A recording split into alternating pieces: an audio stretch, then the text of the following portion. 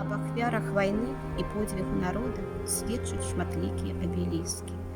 У выніку крывавай акцыі 13 снежня 1942 года каля вёскі Коцькі было расстрэляна 7870 яўрэяў.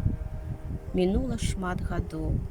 На месцы трагедыі узняліся да неба беластволыя бярозкі і тонкія сосны. Яны з'яўляюцца апошнімі сведкамі злачынстваў фашыстаў над мірным насельніцтвам.